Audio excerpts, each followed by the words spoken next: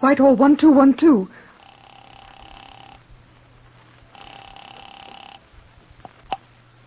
This is Scotland Yard.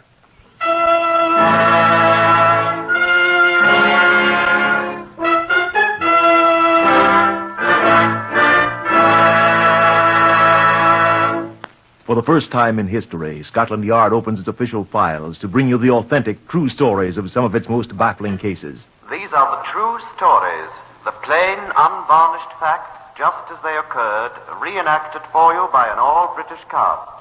Only the names of the participants have, for obvious reasons, been changed. The stories are presented with the full cooperation of Scotland Yard. Research on Whitehall 1212 is from Percy Hoskins, chief crime reporter of the London Daily Express. The stories for radio are written and directed by Wyllis Cooper. Now you will hear the voice of Chief Superintendent John Davidson, curator of Scotland Yard's famous Black Museum. Chief Superintendent Davidson will brief you on Scotland Yard case number 604-MR-804. Good afternoon. Here in the Black Museum at Scotland Yard, which is neither black nor is it a museum, are kept on file articles of various sorts which have in one way or another been connected with cases of criminal investigation that our people have worked on. Now, we keep these articles not for their morbid interest as weapons that have committed murder, nor because they have been merely involved in various crimes of violence, but as exemplars of methods and means of commission. What has puzzled us on some long-forgotten crime may one day be of assistance to us in solving another. Now, this is a typical example.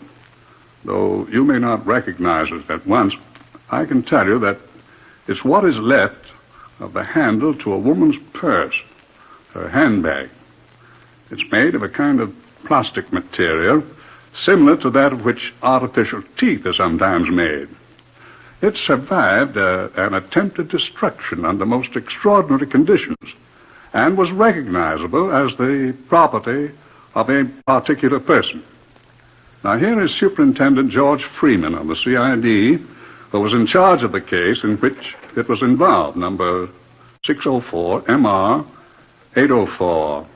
George? I should like to say first, John, that there are certain aspects of this case which I cannot bring myself to discuss in public. I'm relieved to hear you say that, Superintendent. There was considerable reference to these things in the sensational press at the time, but I propose to omit all mention of them.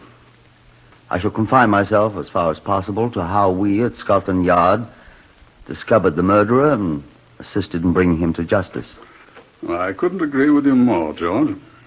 There is, however, a happy ending to the story. A happy ending? Uh-huh. He was hanged.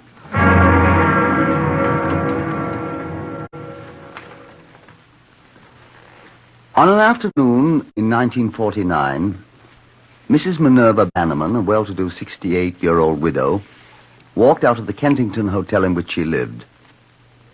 She was never seen again. Woman Police Sergeant Elsie Rice was assigned to investigate. I was present when she made her report. On inquiry at the hotel, I determined that the last person to have seen Mrs. Bannamon alive was a Mrs. Beatrice Miller, another resident of the hotel. Did you speak to Mrs. Miller, Sergeant? I interviewed her, yes, sir. Her conversation was as follows, according to her account. Mrs. Miller, are you going shopping?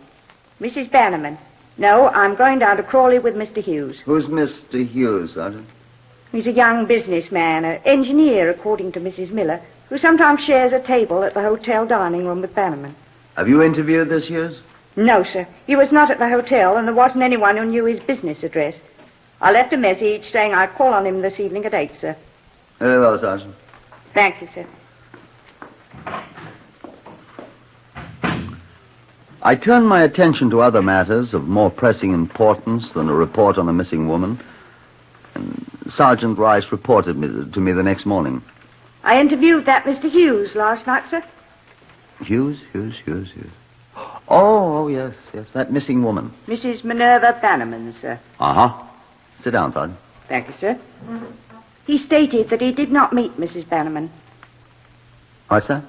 He agreed that he did have an engagement with her, sir. He was to drive her to Crawley, where he had a small manufactory. What for, did he say? To look at some fingernails, sir. Some what? Some sort of plastic artificial fingernails he'd invented, sir. By any chance, was she going to invest money in this thing? He said she was, sir. Mm-hmm. But they didn't go there, you said. That's what he said, sir. When was this? 2 days ago, sir. On Wednesday. I don't like that investing business, Sergeant. Artificial fingernails. It's absurd, isn't it? No, sir. Huh? Some women wear them, sir. They come in different colors. Are you serious? Yes, sir. Yes, sir. But she didn't show up. Probably got suspicious. He's a suspicious-looking chap, Sergeant? Artificial fingernails. I didn't like him, sir. Woman's intuition. No, sir. He's a little too smooth to suit me. Greasy. Greasy hair, greasy face, revolting little black moustache. I'm sorry, sir. I suspect the old girl got the same impression you had, Sergeant, and ran out, clutching her investing money to her ample bosom. She was a small, active woman, sir. You got her description? Yes, sir. Wearing a black Persian lamb coat, dark burgundy dress. A what dress? Red, sir. Carrying a small handbag with a large plastic handle. Hair white, complexion ruddy, wore false teeth, both upper and lower plates. Jewelry, a gold bracelet, at least 4 rings, 2 of which were set with large diamonds. An old-fashioned watch with gold breastpin in a fleur-de-lis shape. All right, Sergeant, I'll take your word for it. Yes, sir. I'm much more interested in this investment business. We'll find the old lady with such efficient people as you, Sergeant. Thank you, sir. But this fellow Hughes, where's his factory? Crawley, you said. Crawley, yes, sir. Near Horsham, sir. Between here and Brighton. Yep. Superintendent Freeman here. I want the police station at Horsham. Telephone's a great invention. I keep thinking of that American cinema actor. What's his name? Meach. Hello? Horsham Police Station, Sergeant Hodge. Superintendent Freeman, Scotland Yard, Sergeant. Oh, yes, sir. Look here. You know a chap named Hughes has a factory of some sort at Crawley? Know him by sight, sir. Very dapper chap. Black hair, small black moustache like Hitler's. That's the one. There's a tiny shed. You hardly call it a factory, sir, on Leopold Road in Crawley. Yes, sir. Saw him just the other day, sir. When was that? Wednesday, sir. 2 days ago. You sure of that, Sergeant? Yes, sir. He was with an elderly lady, sir. A lady in a Persian lamb coat, I think it's called, sir. Here, give that description to Sergeant Rice. Here, Sergeant. Yes, sir. Sergeant Rice here. Yes, I'm a sergeant. What? Persian lamb? Yes. Dark red dress? Yes. Red-faced, white hair? Handbag with a big handle? Funny old-fashioned watch? Let's have the phone, Sergeant. Wait a sec. Yes, sir. Where did you see them, Sergeant? Walking down Leopold Road together, sir, toward this factory of his, sir. No mistake, Sergeant. Oh, no, sir. No mistake. Seen him since? No, sir. Send a man over to this factory right now and have him stay there till Hughes shows up. Yes, sir. I want to see that man Hughes at once. Pick him up and let me know when you've got him. Yes, sir. Well, Sergeant, I think you're right in not liking Mr. Hughes. What's up, sir? Well, for one thing, he's a liar. And second, we'll see. CRO, please. Criminal records up. Yes, I'll wait. How did that sergeant at Horsham know the description of Mrs. Bannerman's clothing, sir? Was she... Hello? Who is this speaking? Oh, good morning, Murphy. Superintendent Freeman here. Look, do you have anything on a man named Hughes? What's the rest of his name, Sergeant? John George, sir. Age about 40. John George Hughes, at present of Crawley, about 40. Dark hair and moustache. How tall, Sergeant? About 5'7" or 8, sir. 5'7" or 8. The man said to be an inventor of sorts. Has a factory at Crawley in West Sussex. Could you check quickly for me, please? Good. I'll be here in my office. Thank you. What were you saying, Sergeant Rice? I was asking how that sergeant at Horsham knew about the clothing Mrs. Bannamon was wearing, sir. He said... Oh, excuse me. Superintendent Freeman. Yes, Murphy. Oh? What's that number? 86522. Right. Surrey Assizes. London sessions in 1941. Well, just send the file round to me, will you?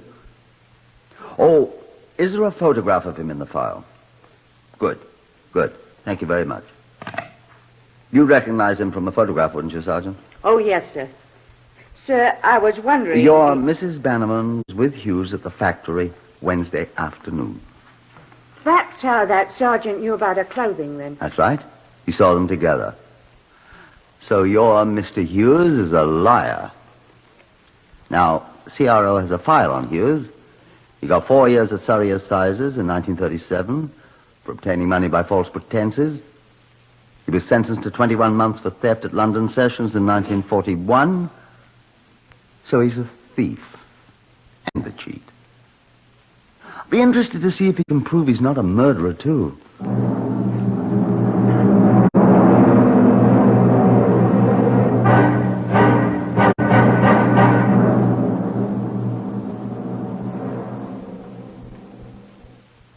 I sent people to the Kensington Hotel where Hughes lived, and which was also the home of the missing Minerva Bannamon. She had not returned. Hughes' room on another floor had not been occupied. I again telephoned the police station at Horsham, which is 4 miles from the village of Crawley, where Hughes had his fingernail factory. He had not been seen at all. The door to the place was still padlocked, they told me. Sergeant Rice came into my office. Afternoon, sir. Where have you been, Sergeant? Communications, sir.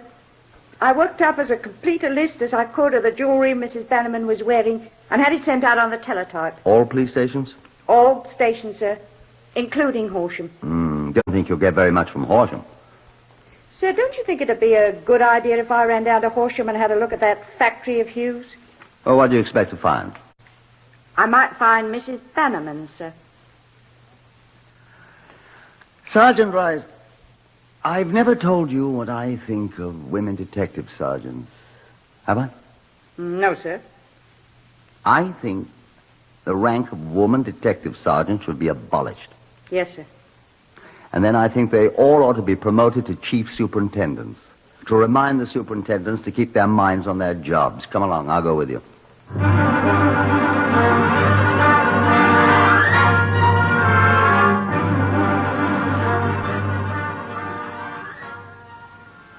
It was late afternoon when we arrived at the dingy little factory in Crawley, 40 miles away. Sergeant Hodge from Horsham was waiting for us. Good evening, sir. Evening. I came straight over here when you telephoned, sir. I let my men go for an early supper, sir. I'll relieve them for a while. Let's have a look at the place, shall we? Come along this way, sir. Not very inviting, is it, Sergeant? No, Sergeant. Haven't seen him at all, eh? No sign of him, sir. This is the door, sir. Padlocked, you see, sir. The only door, Sergeant? Yes, Sergeant. Hate to smash that padlock. How about one of these windows? They're locked, Sergeant. Only those 2 windows? Yes, sir. So dusty, I can't see through them. Careful leaning against that window, Sergeant. You'll break it. I did break it, didn't I? Are you hurt, Sergeant Rice? Are you hurt, Elsie? I broke a fingernail, I think. I told you not. I'm so clumsy, Sergeant. Certainly are. Well, at least I can see through the window. Don't cut yourself, Sergeant. There's something lying on the floor in there. See who it is. Give me a boost through here, Sergeant. That's breaking and entering, Sergeant. That's going in pursuit of suspected felon, Sergeant. Isn't it, sir? Exactly. Give us a boost, Sergeant.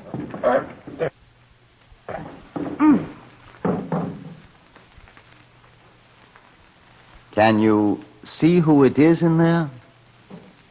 Not a body. Looked exactly like one, though. What is it? Seems to be some old clothes, suit of rubber things, trousers, coat. Laboratory clothes, I expect. Nobody in here, though. Don't see anybody. Floor's hollow, though. Maybe something under there? I'm coming in. Here, Sergeant Hodge, give me a hand. Right, sir. That's good. Shall I come in, sir? Come on. Right, sir.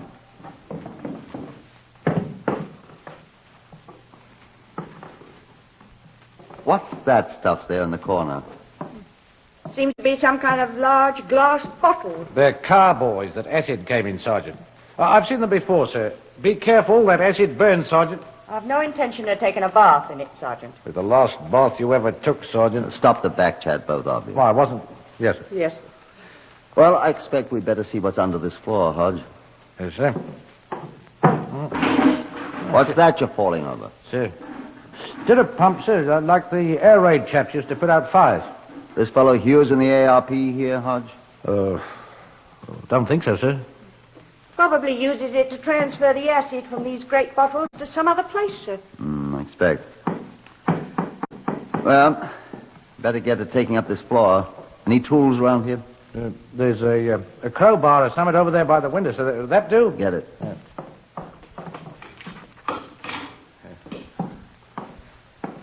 Where will I start, sir? Here, I think this board's loose. Let's get it up. Go on. Just what do you people think you're doing here? I know you, young woman. I know you are. Who are you, sir? I'm Superintendent Freeman of Scotland Yard. You are John George Hughes, I take it. I am, and I'm the bloody owner of this bloody place. I was rather expecting you, sir. As for you, Sergeant Royce, I'll tell you at once, Mrs. Bannamon is not here. You were with Mrs. Bannamon the last time she was alive, Mr. Hughes. Where, sir? Here in this town on Wednesday afternoon. I was not. You were seen and recognized. Well, I can only say that whoever says he saw me with her is mistaken. I was in London. Are you mistaken, Sergeant Hodge? No, sir, I am not. Well, sir, I assure you, Mrs. Bannamon is not here. You know where she is? You said she had vanished into thin air. Miss Rice, is that right? I said she disappeared. Into thin air, you said. Oh, somebody said. Maybe I said. Mr. Hughes, I should like you to come up to London with me. Why? I should like to have your answers to a few questions. About Mrs. Bannamon? Yes. Well, all I can tell you about Mrs. Bannamon is that you'll not find her here. Or any other place. Really, I should advise you to come to London and answer my questions, Mr. Hughes. Will you arrest me if I don't? Very probably. On what charge, Superintendent? Suspicion of murder? It's possible. How do you know Mrs. Bannamon was murdered? If you can't find a body. You're quite a clever man, Mr. Hughes. And you won't find her body, my good man. There's no corpus delicti.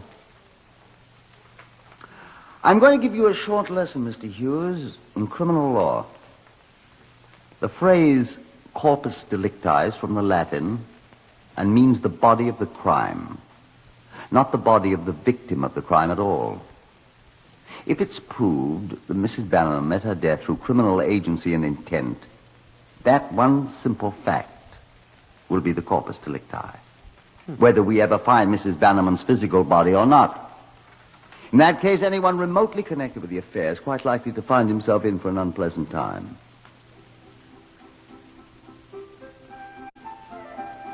I'll go to London with you.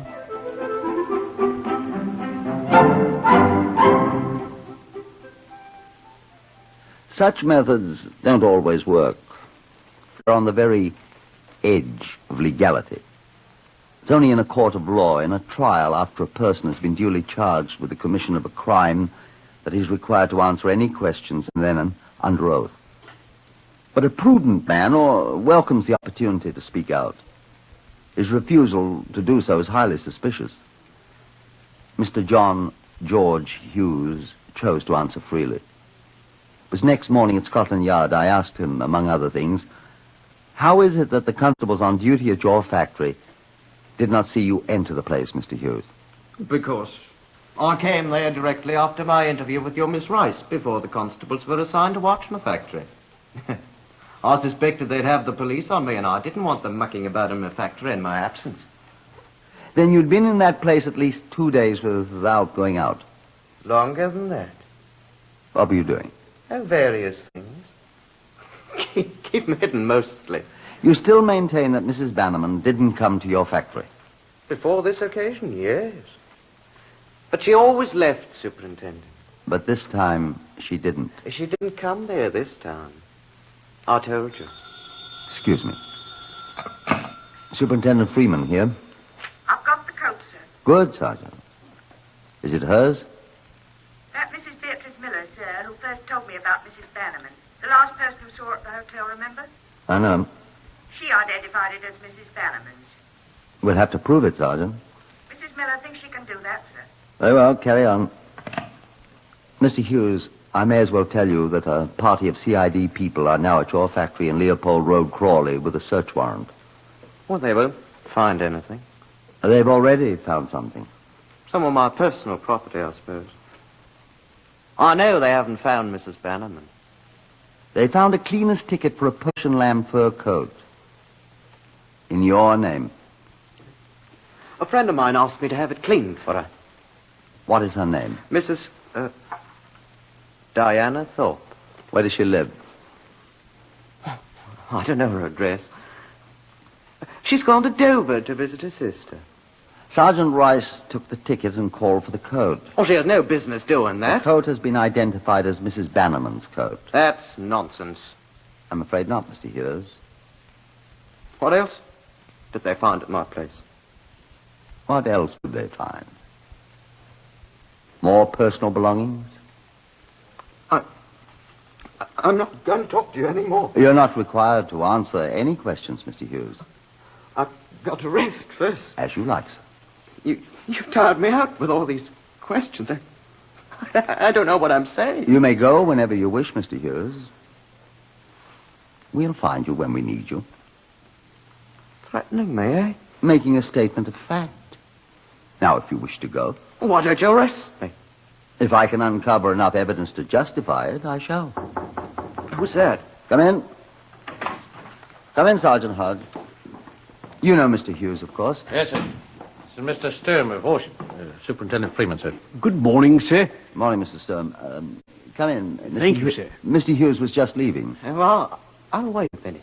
As you prefer, sir. Well, Mr. Sturm. Mr. Sturm is a pawnbroker, sir, in Horsham. This is Mr. Hughes.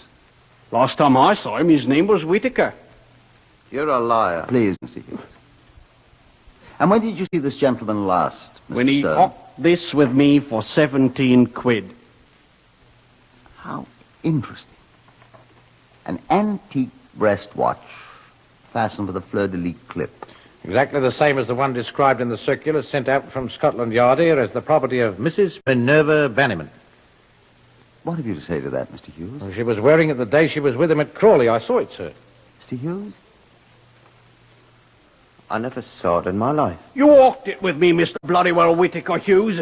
Oh, excuse me, sir. For 17 quid of my money. I said you're a liar. Be quiet, Hughes. I'll swear to it, Inspector. Superintendent. I'll swear to it, Super. Jake Sturm, you're a liar. All I want is my money. Is your name Jake, Mr. Sturm? Jacob Aloysius Sturm, yes, sir. You do remember Mr. Sturm, then, Mr. Hughes? He bloody well does, he does. Well, then, Sergeant Hodge, did you find anything else there at the factory? Would you like to go now, Mr. Hughes? What did you find? Well, sir, What'd you find? Tell him, Sergeant. found this, sir. What is it? Was it? Part of a handle, it looks like. That's what it is. Excuse me, sir. Off a lady's handbag. And it's all kind of melted like. Heat wouldn't do that, sir. Acid would do it, wouldn't it, Mr. Hughes? Then that's what's happened to these two, sir, see? False teeth I found in the same place, sir. Now, I wonder whose they are, Mr. Hughes. I don't know anything about them.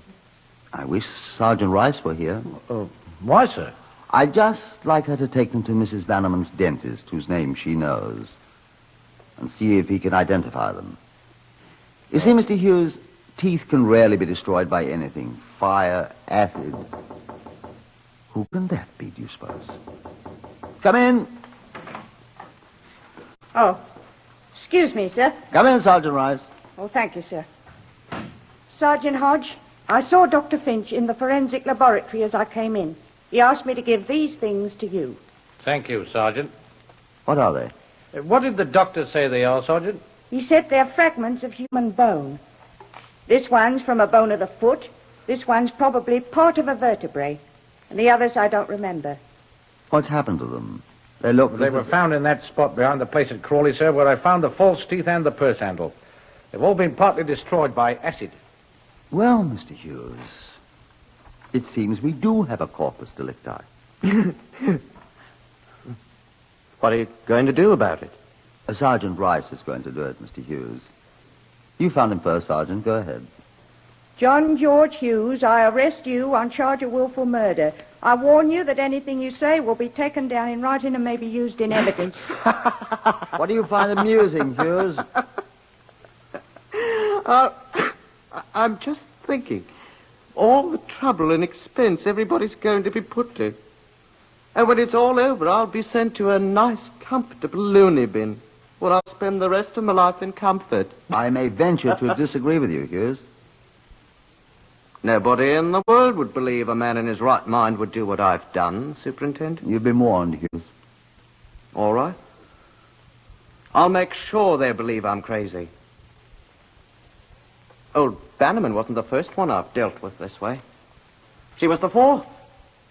And I didn't get enough money out of all four to make it murder for profit. I'm crazy, I tell you. Crazy. And let the jury read that from your notes, Sergeant Miss Nasty Rice. I just the ex-Miss Bannamon on the back of her skull, just like I did the others. A man and his wife and a young boy. And I didn't get 30 quid out of the whole lot. And I'll tell you what I did with them all.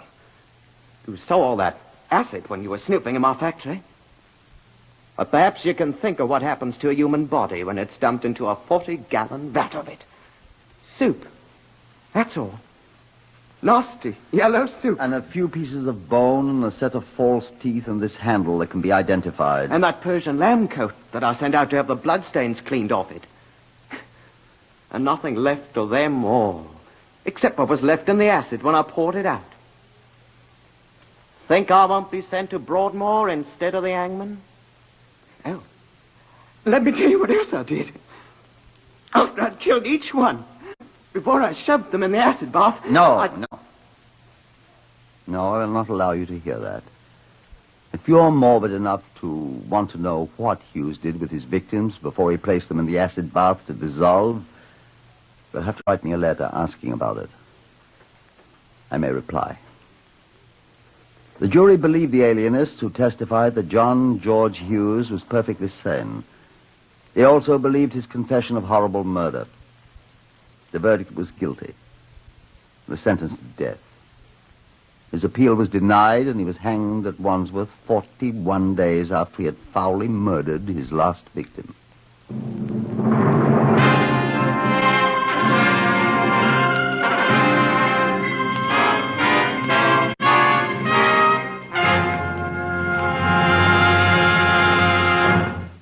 You have heard another in the series Whitehall 1212, compiled from the official files of Scotland Yard. Research is by Percy Hoskins. Among those heard today were Horace Brame, Harvey Hayes, Joe Huntley Wright, Lester Fletcher, Guy Spall, and Gordon Stern. These stories for radio are written and directed by Wyllis Cooper.